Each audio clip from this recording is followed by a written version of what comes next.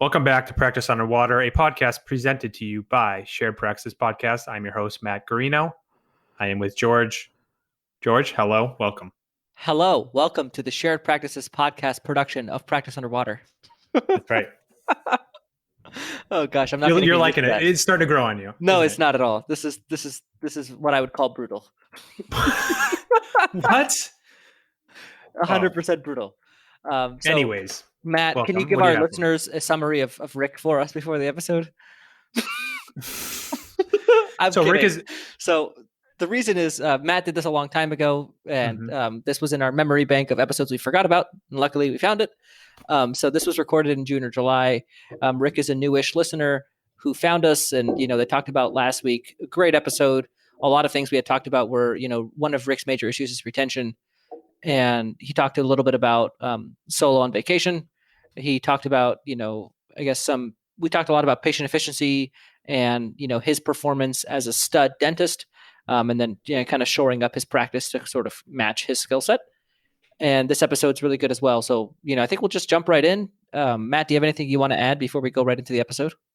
It really is a shame because in the subject of stud, this guy is a stud. Looking wise. Oh, really? Yeah. Like tall, fit, like studly type. Wow. Maybe there should be a study on like case acceptance for really attractive people. I'd imagine it's just higher. I would imagine it's higher too. Just both the way that patients perceive them, but also their confidence. Yeah, for sure. Yeah. Anyways, little tangent. Let's get into it. All right, we are back with Rick. Just to give you all a quick recap on Rick. He is a 2016 grad. He worked at a couple offices and then moved to a different location and bought his practice in June of 2018. The practice was producing just about $900K when he bought it. His first full year in 19, they dropped slightly to $830K. He had a lot of big life events happen in 2019. He got married, went on a honeymoon, went on a couple 4-6 week vacations, jealous. And then we talked last time about some issues where he's having at the practice as far as patient base. He's got a wide open back door. He's got people, not being reactivated. He's got a lower new patient count, despite a great website, a great Instagram page, getting the Facebook marketing. Still kind of stuck around that 15 new patients a month. We talked a bit about his vision too, how he, sees himself as $1 million practice. And we're going to talk kind of today and on the path to get there. So Rick, welcome back. Thanks. Happy to be back. Okay, so I sent you the snapshot. Did you? Actually, before I go into that, do you have any numbers tracking softwares that you use? No, I do not. Okay. So does your hygienist? She has an Excel spreadsheet of all the patients, and she tracks when they reschedule. Yeah. So the start of June, what we started doing is, she was when I took over the practice, she was paid per diem, and she kind of brought it to my attention that it was like, one of her friends said that it may not be the best legal way to do that is to pay per diem someone. So we switched to hourly, and basically it's just 8 to 5, whatever hours she works, she gets paid for. So she was tracking that, and I was like, hey, while you're tracking that, let's go ahead and track, how many hours you work for the day, how many patients you've seen, how many unfilled hours you had for that day, and then how many patients pre-booked for that day. And so that's where, I have now for the month of June, her pre-book rate was 67%. And she was unfilled about 2/3 of the time. That like they have softwares that can do all that. She doesn't need to spend time writing in an Excel sheet. Yeah, I know Dentrix. We do the morning huddle sheet from Dentrix for our morning huddles, which I started doing 2 months ago, and I'm a big fan of that now. But I don't know. I'm just skeptical of Dentrix for some reason, just because I think the previous doctor and the previous office manager really didn't plug things in right. And so I can never rely on Dentrix to be accurate when it comes to things. And so I never really look at the numbers from Dentrix. But no, I'm not talking Dentrix. I'm talking practice by numbers, of course. Oh, okay. Yeah. Well, then that's something I've heard about a lot. I've tried to look up a few things that you guys recommend, but I haven't quite got there yet. So I forget if you told me, Rick, on air or off air, that you just found dental podcasts in COVID. Is that right? Yeah. So, we shut down mid-March, and at first I was thinking, oh man, it's gonna be great. I'm kind of introverted, and I was like, I'm gonna just, hang out, watch TV, hang out with my wife, play video games, just chill. And then the longer you stay closed, the more you kind of get, anxious. Mm-hmm. And so, how I kind of deal with anxiety is I kind of, put myself and try to make myself better in a certain area. I feel like I'm, making progress somewhere. And so I decided I had to go in the backyard and pick some weeds in our backyard. And while I was doing that, had my AirPods on, and I was, hey, let me listen to some podcasts. And I just happened to search dental, and I found a bunch. And then so I clicked on y'all's, started listening to that one. And then after that, every single day, I've tried to consume, hour to 2 hours when I'm working out or in the car. And it's really helped a ton. I wish I would have found, you guys' podcast before I bought a practice, because I may not even get this practice. But yeah, I kind of skipped that season of, what to look for in a practice, because I already bought one. But yeah, you guys are. So you just stayed with the most recent episodes when you found it? Yeah, I watched I think we did a season on case acceptance, and I bounced around those. And then once I found out like the practice underwater, that's kind of what I've been listening to exclusively for the last couple of weeks, trying to get all those in. And every single time I listen to one of those, I'm like, yeah, they're preaching to me. This is exactly what I'm doing. Nice, man. I had no idea when you emailed that you didn't really know us, and this is kind of all new to you. So that's cool. Yeah, I love hearing that. And all that. So yeah, nice, man. I try to tell as many dentists as I can about you guys. That's awesome. I appreciate that. Did you get a chance to look at the snapshot I sent you? This was your first time looking at PBN, so it might have been kind of a lot to see at once. Looking at all the numbers. Yeah, I have them here. So the only thing I didn't have on this was any of your hygienist details. So unfortunately, we're not going to be able to go into much of how she's doing. For some reason, that tab was blank. Could have been just some syncing thing with Dentrix. But you see what I was kind of getting at it with the doctor-dependent practice, right? Like looking at these numbers. So you did 100,000 in collection or in production yourself in the month of June, and the hygiene did 17,000, 15%. So ton of doctor, very little hygiene.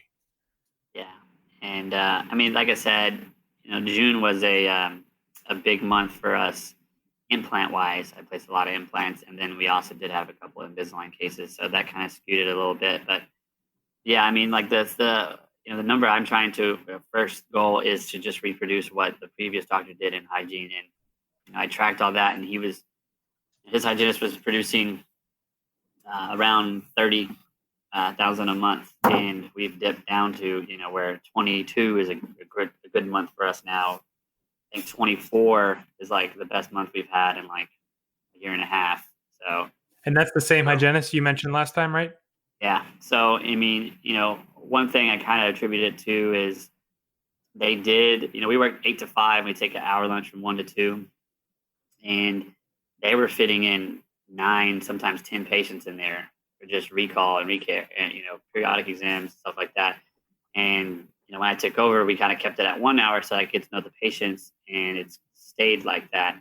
But I like it. I don't want to necessarily shift it down to 45-minute appointments. I don't think that's the right choice to go. But I know that's how they saw more patients than we did. But at the same time, like, I don't know if we have enough patients to even, we can't even fill 8 hours a day. How can we fill 10? Yeah, it's not a capacity issue for you. And that's not he was drawn from more patients, and that they were more up to date with their cycles, even from that woman bugging them for 2 weeks before. Like, that needs to be tightened up. Like, this patient flow thing is like the number one thing on your list. Your reactivation campaign and the stuff with new patients and marketing. That's, if you take anything away from this call, please let it be that.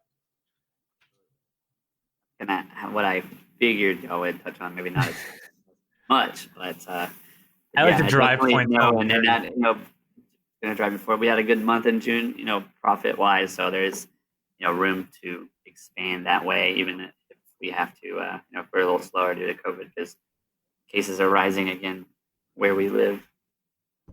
Yeah. I mean, it's crazy. Like New York went through the toughest 3 month shutdown, and we just figured the rest of the country would kind of improve with us and everything. And then it kind of took other turns.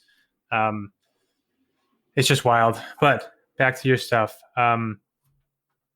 So I would start with the reactivation campaign, calling people, giving some of that to your one front desk, perhaps looking to a second person to take care of some of that as well, while also concurrently kind of interviewing some marketing companies for something of a less immediate, like needs to be done now kind of move to kind of pivot to someone else that can take all that off your plate. But we do got to praise you because, I mean, you're doing amazing production. So are you kind of doing like any implant, most Invisaligns? Is there anything you even refer out?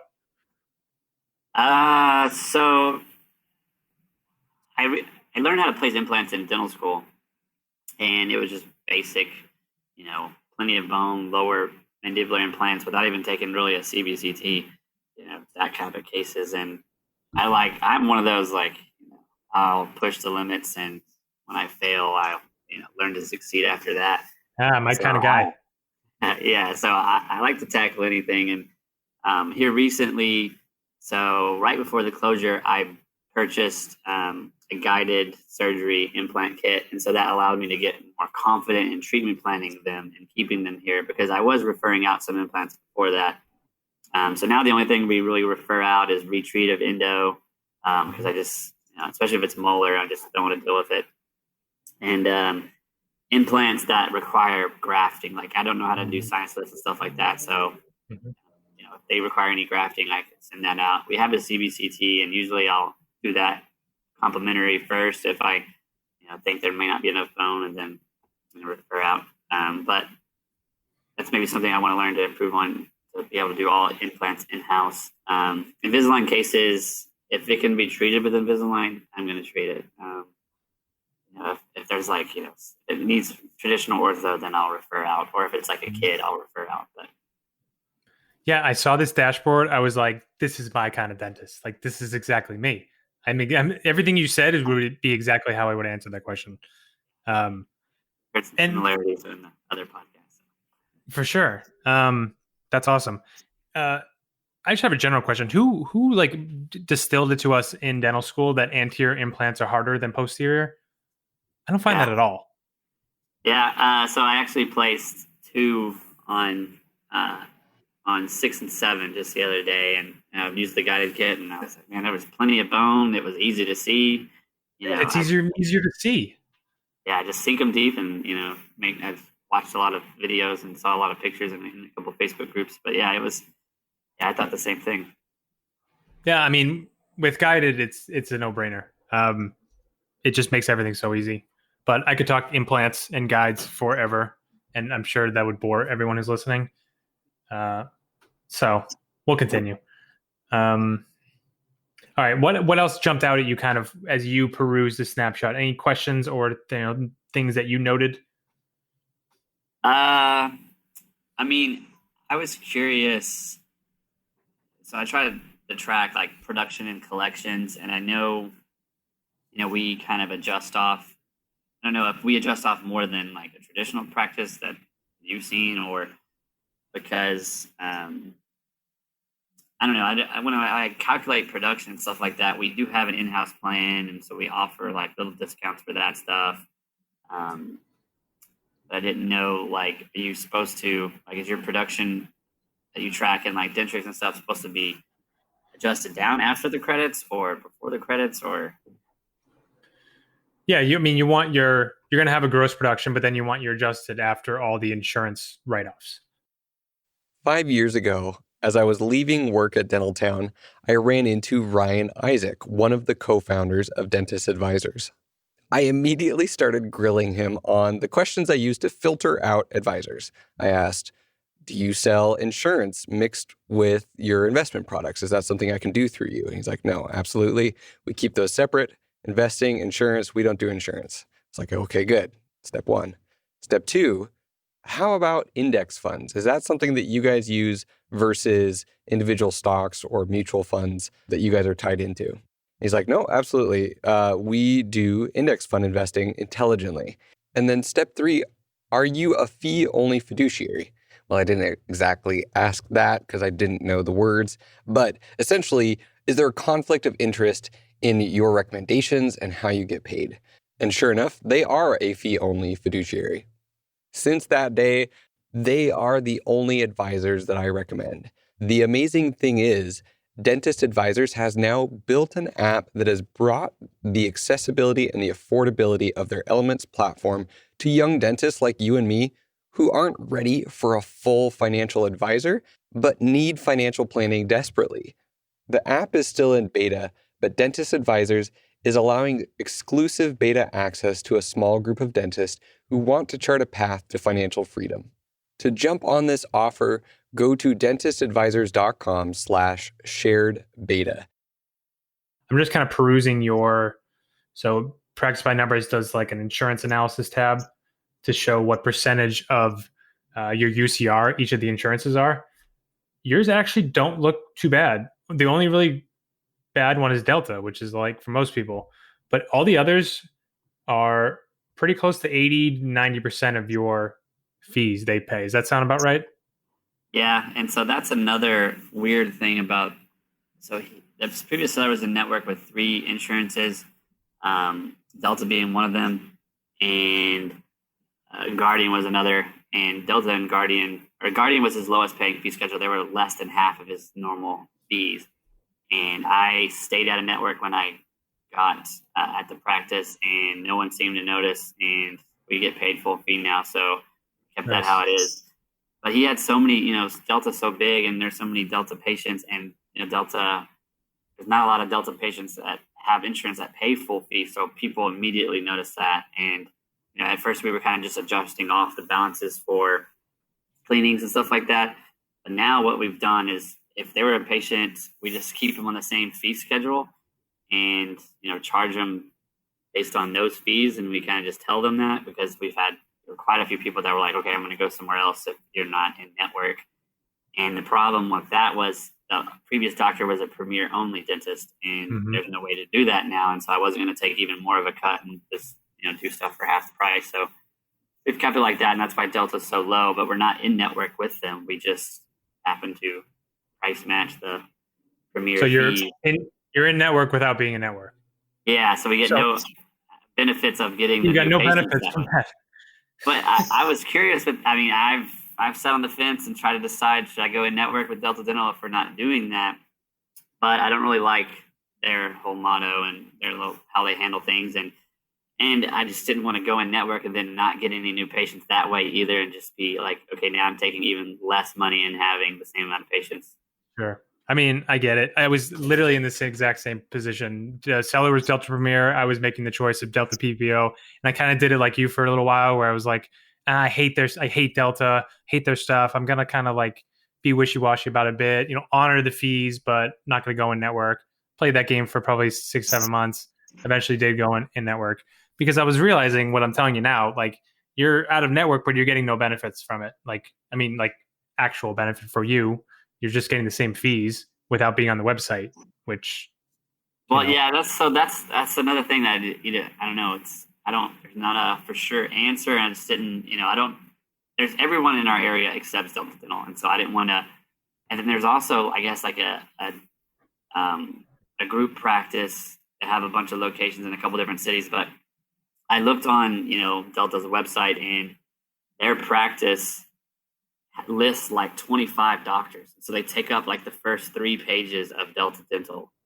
And they're like literally right across the street. And so I didn't want to I'm not signing up for Delta Dental to be on the 5th page of results when someone searches like literally half a mile from my location. And the patients who get reimbursed full fee from Delta Dental, when they pay our UCR fees, we keep those UCR fees, and we let the patients know why we're doing that, or that we're doing that, and they're fine with it. But there is, I would say, probably 25% of Delta patients have that. We collect our full fee from those patients. So are you in network with any insurance? No. That's funny because I look at your website and you have that like dental insurance friendly. Here's all the names of the insurances. Find yours. I was like, Yeah. oh yeah, this So guy's in network with all when the patients insurance. call and they ask that question, "Hey, are you in network?" We'll tell them, "No, we're not in network, but your dental insurance benefits can still be used here." And that whole spiel. We're honest with them, and if patients want to say, "Hey, well, I just want to go to network," then we'll say, "Hey, try us out, and we'll adjust off any difference and treat you like in network." And that hasn't really been, but I mean, I'm not tracking the calls, so I don't know how many possible new patients we're missing that way. But I want to track. That's another thing is I want to track who's calling and like kind of what they're asking to see if that's a problem. But I don't know, my only front desk person's so busy already, and it's like, okay, hey, now I want you to track every single call that comes down and write their name and their number and everything, and she's gonna go crazy. Yeah, no, she sounds like she's getting towards tapped out if she isn't already. I mean, you need someone else up there for sure.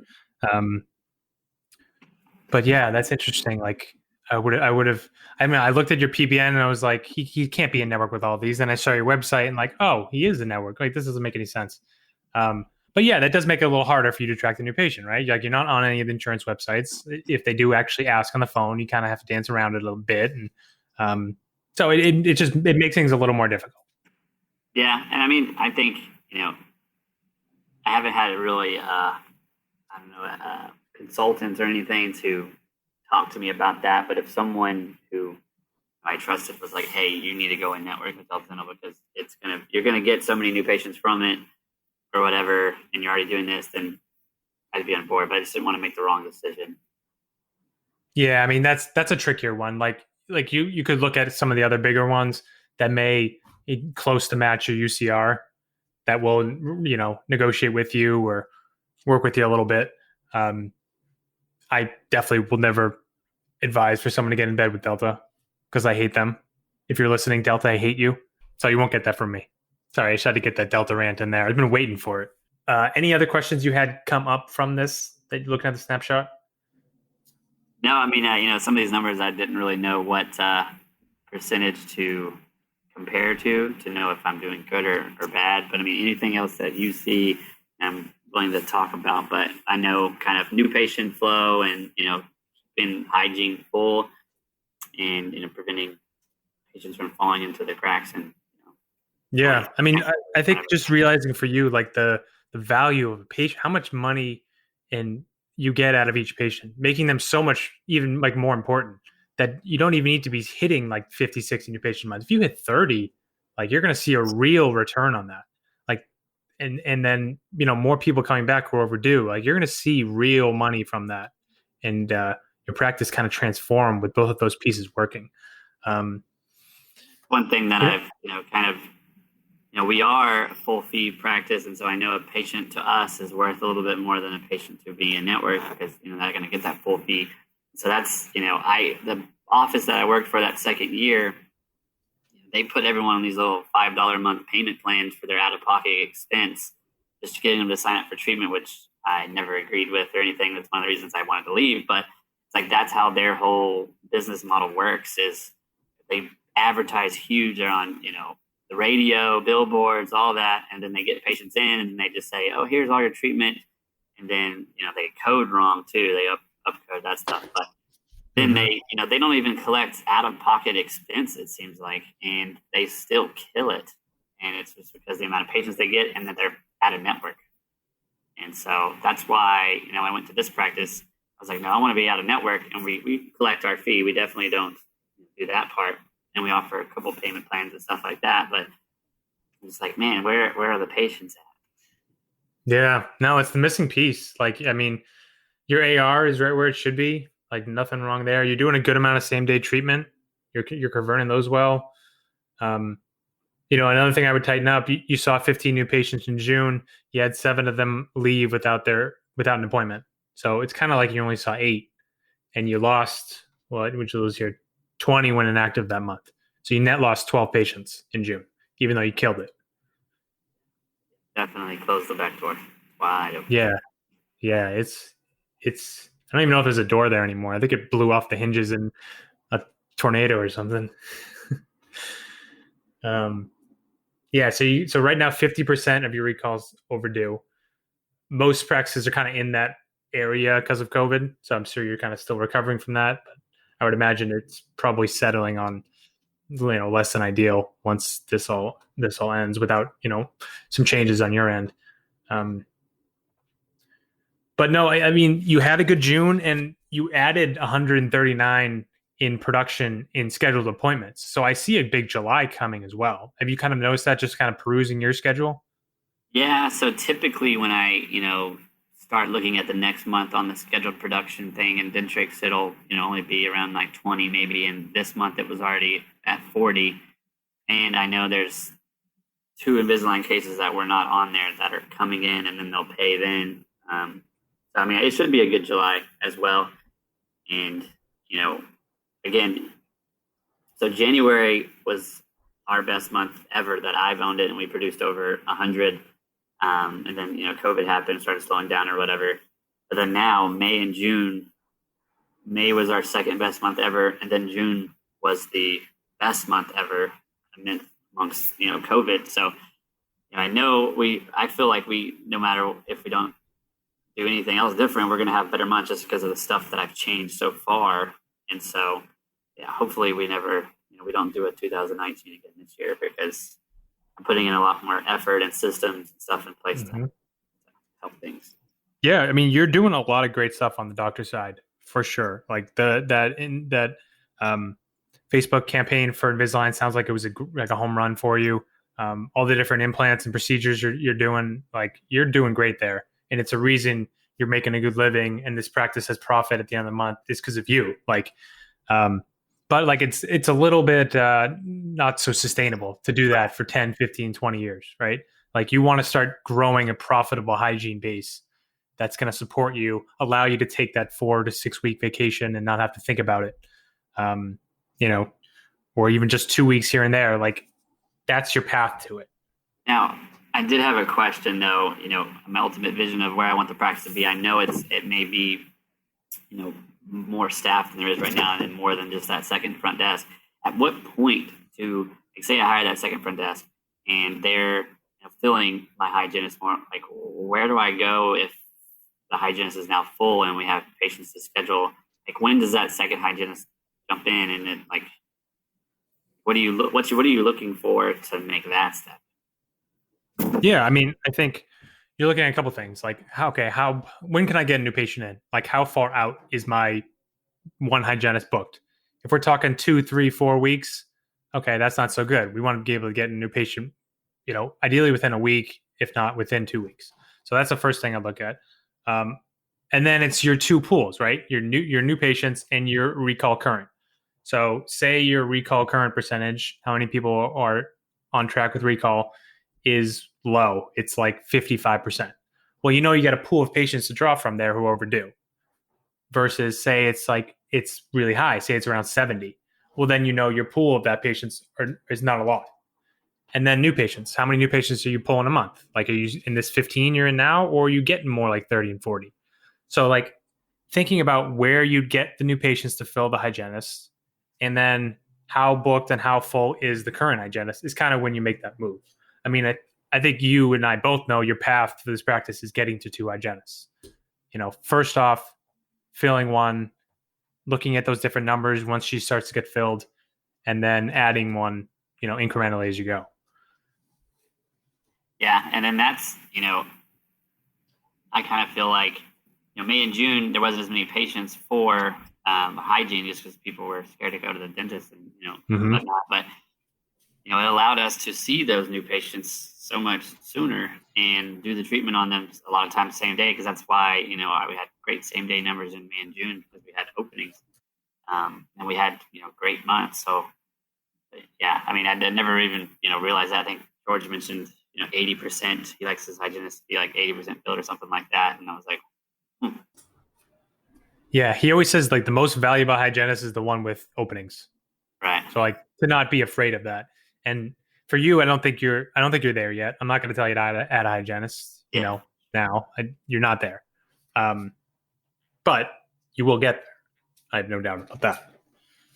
it's just it's weird, like just hearing some of these podcasts and then people talking about it's a $1 million practice or whatever, and then they'll go on and list like their staff members, and I'm like, how do you afford all these people?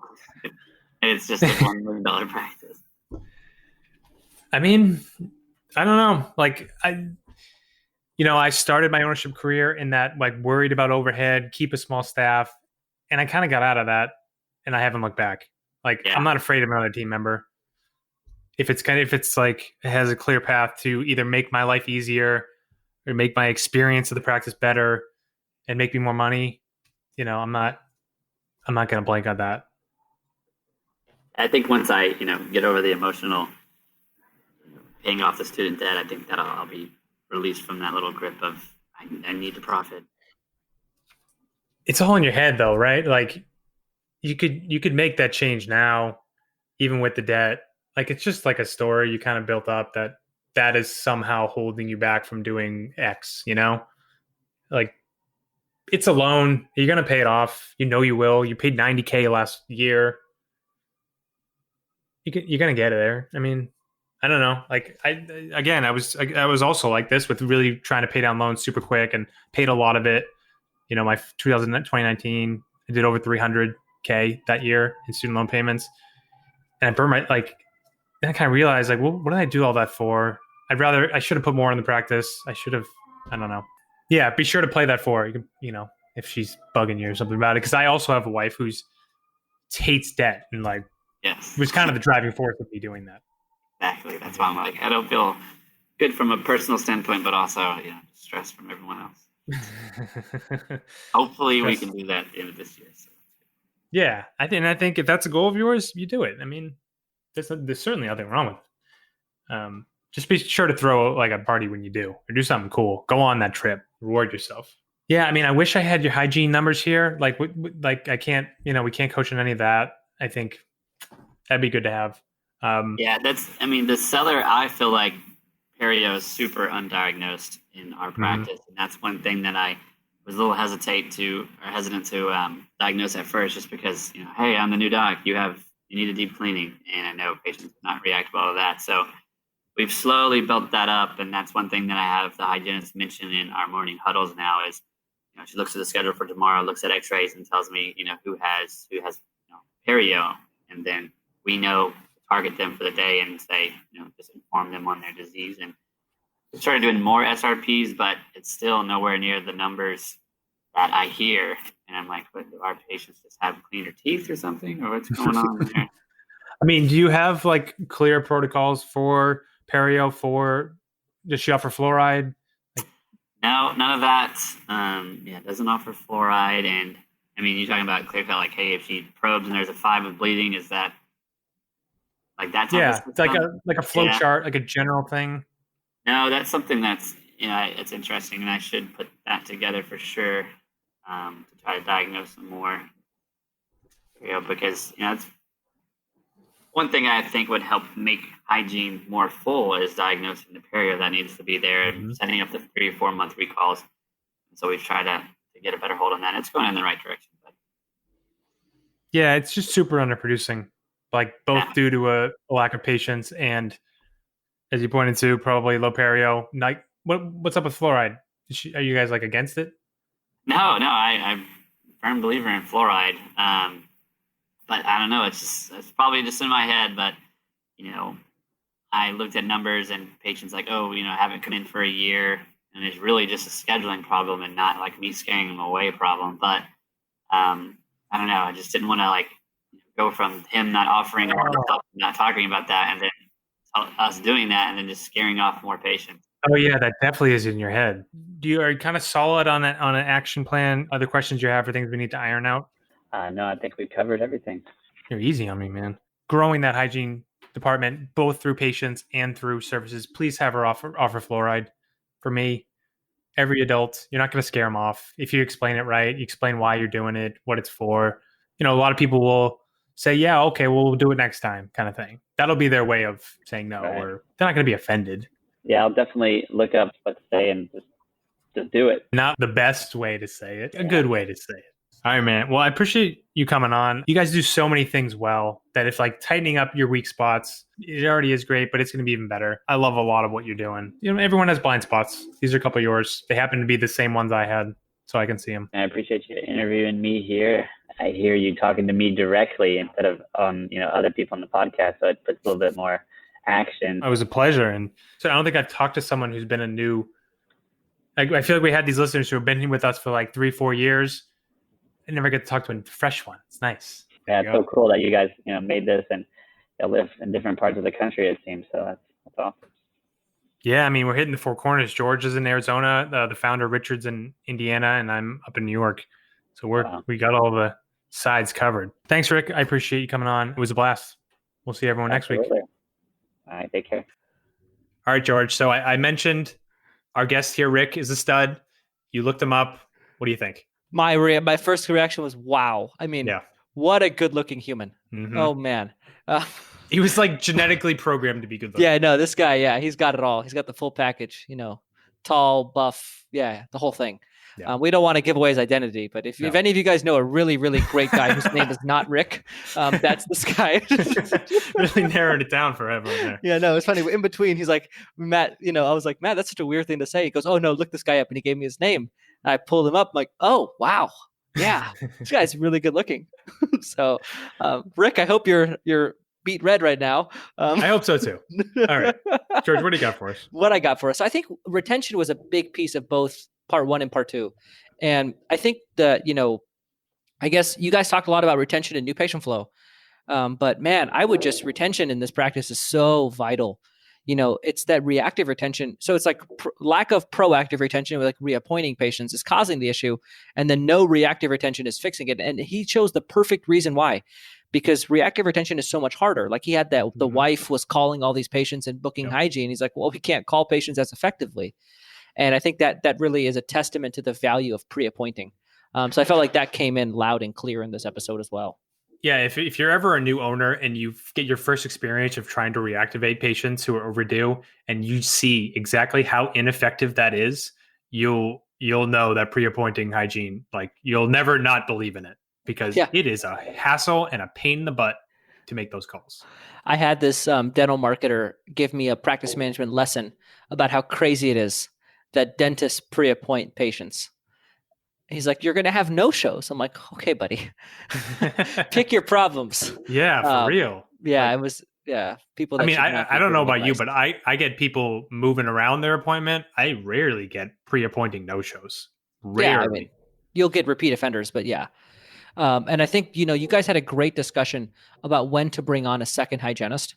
I think it's a very common issue for the solo dentist. You have one hygienist, and I thought the way you answered it was great. That was another thing where I was kind of like cheering at the recording was, you talked about where to get those patients from and how to know you're ready. I thought you handled that super well. And the only other thing that I really had that I want to talk about in this episode is we talked about the emotional component of adding a staff member. I feel like it's so much more like you talked about it. You're like, early in my career, I used to have a hard time adding people, but now it's like, if they make my life efficient, if they make it easier, if they make, things flow better, if they make me happier, then I'm doing it. And I mean, that is a shared practices mindset shift in like oh man. So can you talk about that experience, early in your career? I think you fell into a little, I also had the same issue, but I think you kind of fell more into overhead aversion than I did. So can you talk about what that, that emotional, I think there's like that, and you feel like there's a lot of people and you're like, oh man, I got to pay all these people. And like, it's so much emotional stuff around adding staff versus the actual like logistics of adding staff or the finances. Yeah, and I think it's because I took over a practice that was around that 50% overhead margin. So I felt like I needed to be around there because that was one of the good things about the practice I bought. And if I was above that on a certain month, that meant I was running it more poorly than the old owner who I thought was running it terribly. So I constantly looked at that. And then as I grew, I think it's like we always talk about, like, pick the problem you want to have. Mm-hmm. I would rather have my break even go up a bit than have to overwork at the office and like do a bunch of things myself. I would rather someone there to do them for me. So my experiences at the office is so much better and easier. And am I really going to care about this $20 an hour staff member at the end of a month when I look forward to my days more? Like, that's way more important for me. Totally. And I think it's, also you talked about it in part one, like the break-even point thing. It's very easy for those staff members to justify their pay. That's when, it. You'll end up making more money. So, the thing I'll say is your break-even point, your staff overhead percentage, and your profit will all go up. And I think, it's funny because like, I think sometimes we forget why we do this. We do this as a living, so we have to make money. We have to enjoy what we do. Never in the rule of objectives does it say we have to have a low staff overhead percentage. Why is that something we strive for so much? Like if something like there's this decision that will make your life easier and make you more money, yet we resist it because one of our line items on our profit and loss statement, the percentage will go up. I don't think the whole of dentistry understands that percentage. If it's a percentage of a smaller number, it's different than if it's a percentage of a larger number. Yeah. Even though that percentage might be a higher number, if the bigger number of collections is higher, then you're making more money. It's very simple math. I know our audience knows this, so I'm not speaking to anyone here, but I feel like that's missed.